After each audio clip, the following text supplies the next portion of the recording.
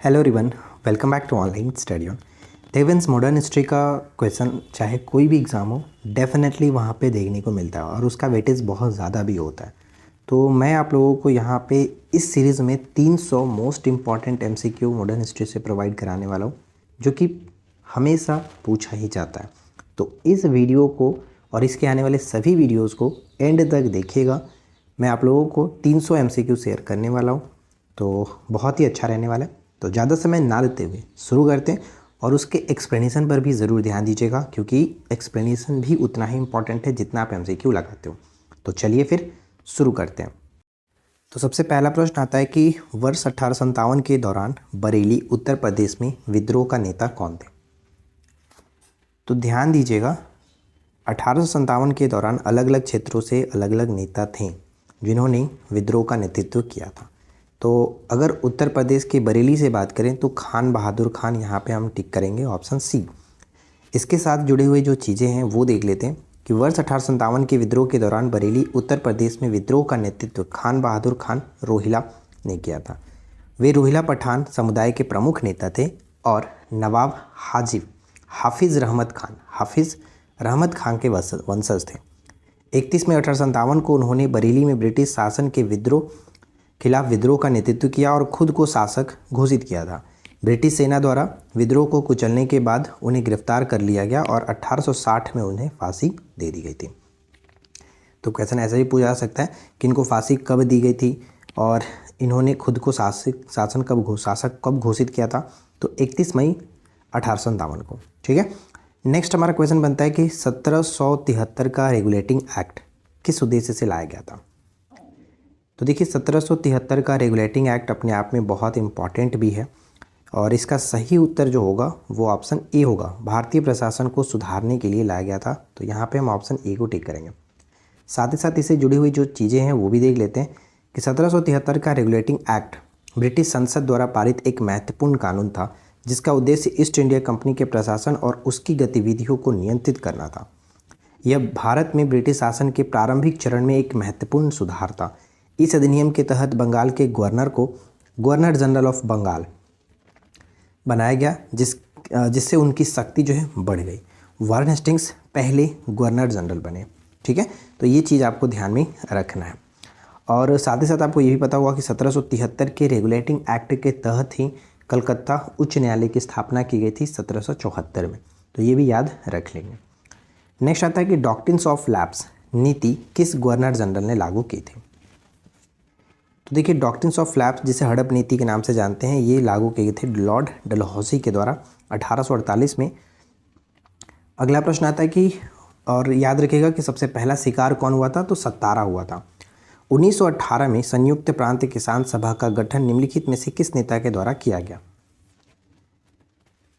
तो किस नेता के द्वारा किया गया, तो यहाँ पे हमारा सही आंसर बन जाएगा ऑप्शन डी, इंद्र नारायण द्विवेदी। चलिए, इसके बारे में हम अच्छे से देख लेते हैं।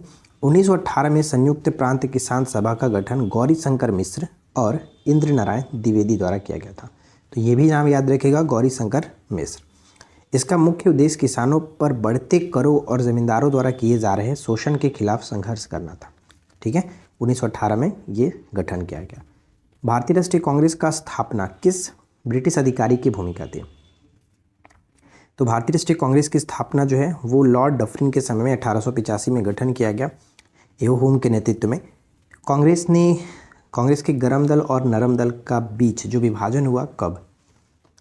तो सूरत अधिवेशन 1907, आप जानते ही हैं, उसी वक्त इनका विभाजन हुआ। तो ऑप्शन सी हो जाएगा। और आप फटाफट से कमेंट करके बताइए कि सूरत अधिवेशन की अध्यक्षता किसने की थी। मुस्लिम लीग की स्थापना कब और किस वर्ष। मुस्लिम लीग की स्थापना किस वर्ष की गई थी। तो मुस्लिम लीग की स्थापना होती है 30 दिसंबर 1906 को। 30 दिसंबर 1906 को, ऑप्शन हम बी को टिक करेंगे। यहाँ पे आप पढ़ सकते हैं कि मुस्लिम लीग की स्थापना 30 दिसंबर 1906 को ढाका, यानी अब बांग्लादेश में हुई थी। इसका मुख्य उद्देश्य ब्रिटिश सरकार के प्रति मुस्लिम समुदाय की निष्ठा बनाए रखना और उनके राजनीतिक अधिकारों की रक्षा करना था।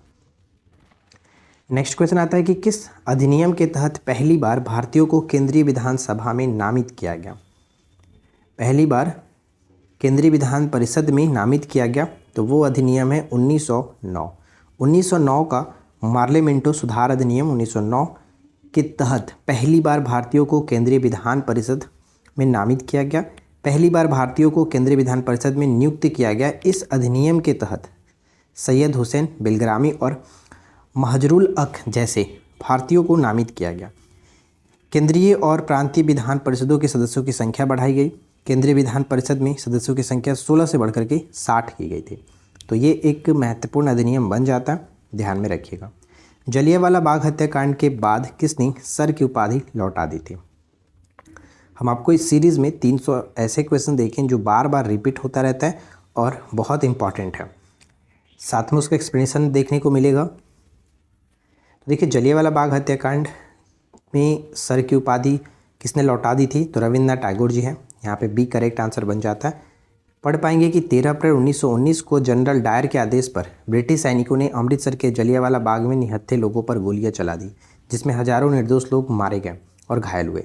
इस नरसंहार के विरोध में पूरे देश में आक्रोश फैल गया। रविन्द्रनाथ टैगोर की प्रतिक्रिया क्या हुई? तो उन्होंने 31 मई 1919 को एक पत्र लिख करके ब्रिटिश सरकार को अपनी नाइटहुड यानी सर की उपाधि वापस करने की घोषणा की। उन्होंने अपने पत्र में लिखा कि ब्रिटिश सरकार ने निर्दोष भारतीयों की हत्या करके मानवता के खिलाफ अपराध किया, इसलिए वे इस सम्मान को स्वीकार नहीं कर सकते हैं। और महात्मा गांधी ने इस घटना के विरोध में अपना कैसर हिंद की पदक जो था वो भी लौटा दिया था। तो ये 2 क्वेश्चन भी हमेशा पूछे जाते हैं, तो याद रखिएगा। खिलाफत आंदोलन का मुख्य उद्देश्य क्या था? तो देखिए, खिलाफत आंदोलन का मुख्य उद्देश्य यहाँ पे हम बी को टिक करेंगे कि तुर्की के खलीफा को बचाना। ठीक है, तुर्की के खलीफा को बचाना।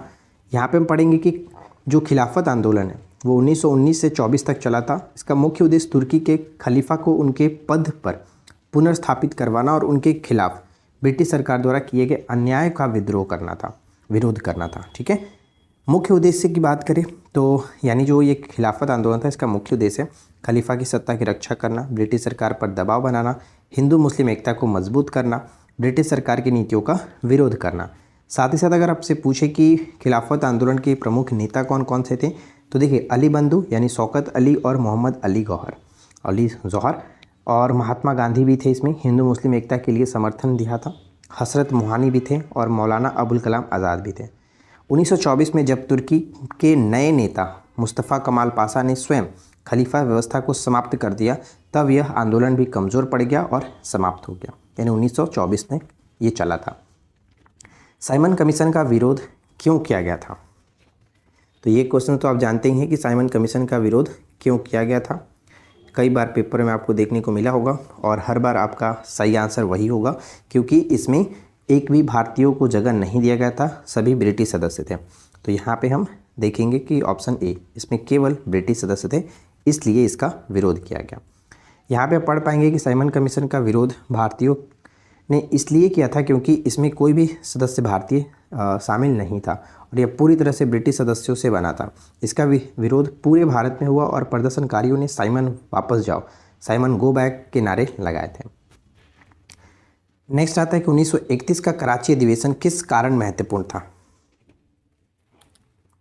तो 1931 का कराची अधिवेशन हम यहाँ पे कह सकते हैं कि बुनियादी अधिकारों और आर्थिक नीतियों का प्रस्ताव इस अधिनियम में पारित हुआ और इसकी अध्यक्षता सरदार वल्लभ भाई पटेल ने की थी और सरदार वल्लभ भाई पटेल जी की ये पहली और आखिरी अध्यक्षता थी। निम्नलिखित में से कौन सा संगठन दिल्ली में वायसराय लॉर्ड हार्डिंग पर बम फेंकने के लिए जिम्मेदार था? और वो संगठन था अनुशीलन समिति, ऑप्शन डी। सुभाष चंद्र बोस ने आज़ाद हिंद फौज की स्थापना कहाँ की? सुभाष चंद्र बोस ने आज़ाद हिंद फौज की स्थापना कहाँ की थी? जिनकी जयंती हाल ही में हमने 23 जनवरी को मनाया है, पराक्रम दिवस के रूप में मनाया जाता है। तो इनका जो ये गठन हुआ था वो सिंगापुर में, ऑप्शन बी को टिक करेंगे। यहाँ पर इसके बारे में थोड़ा सा हम जान सकते हैं कि सुभाष चंद्र बोस ने आज़ाद हिंद फौज की स्थापना 1943 में सिंगापुर में किया था। आज़ाद हिंद फौज की स्थापना और पृष्ठभूमि की बात करें तो प्रारंभिक गठन 1942 में मूल रूप से आज़ाद फौज हिंद का गठन कैप्टन मोहन सिंह ने द्वितीय विश्व युद्ध के दौरान किया था, जब जापान ने मलाया और सिंगापुर पर कब्जा कर लिया था। सुभाष चंद्र बोस का नेतृत्व 1943 की अगर हम बात करें तो सुभाष चंद्र बोस जर्मनी से जापान पहुंचे और 4 जुलाई 1943 को सिंगापुर में आज़ाद हिंद फौज की कमान संभाली। उन्होंने दिल्ली चलो का नारा दिया और भारतीयों को स्वतंत्र संग्राम में शामिल होने की अपील की थी। ठीक है, इसके बाद नेक्स्ट प्रश्न आता है कि भारत में आने वाला दूसरा पुर्तगाली यात्री कौन था। तो पहला पुर्तगाली यात्री के बारे में हम जानते हैं कि वास्को डी गामा थे, लेकिन सेकेंड जो थे वो है कैब्रिल। ऑप्शन बी को टिक करेंगे। ठीक है, बी करेक्ट आंसर बन जाता है। इसके बाद अगला प्रश्न है कि भारत में पुर्तगाली उपनिवेश का पहला वायसराय कौन था। भारत में पुर्तगाली उपनिवेश का पहला वायसराय कौन थे, तो Francisco de Almeida. Option B को टिक कर सकते हैं। ब्लू वाटर पॉलिसी किसने प्रस्तुत की थी, और one of the most important question है, बार बार रिपीट होता रहता है, तो इसे याद रखिएगा। Blue water policy option C, Almeida ही थे, सी को टिक करेंगे। नेक्स्ट आता है कि गोवा पर पुर्तगालियों का अधिकार कब हुआ। तो गोवा पर पुर्तगालियों का अधिकार हुआ 1510 में। Option B 1510। गोलकुंडा के सुल्तान द्वारा अंग्रेजों को सुनहरा फरमान कब प्राप्त हुआ था। गोलकुंडा के सुल्तान द्वारा अंग्रेज़ों को सुनहरा फरमान कब प्राप्त हुआ था, तो 1632 में। ऑप्शन बी 1632 में गोलकुंडा के सुल्तान द्वारा अंग्रेज़ों को सुनहरा फरमान 1632 में प्राप्त हुआ। और ये सुनहरा फरमान का महत्व क्या था, तो इस फरमान के तहत सुल्तान अब्दुल्ला कुतुब शाह ने अंग्रेज़ों को गोलकुंडा राज्य में व्यापार करने का अधिकार दिया। इस फरमान ने अंग्रेज़ों को पारगमन शुल्क से छूट दी और उन्होंने गोलकुंडा यानी हैदराबाद के प्रमुख व्यापार केंद्र में व्यापार करने की स्वतंत्रता प्रदान की।